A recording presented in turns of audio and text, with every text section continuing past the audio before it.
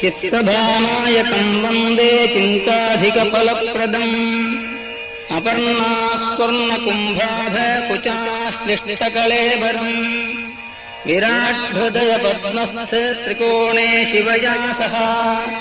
स यो मे कुरुते लास्यम् अष्टलक्ष्मीः प्रयच्छतु श्रुतिस्तम्भान्तरे चक्रयुगे गिरिजया सह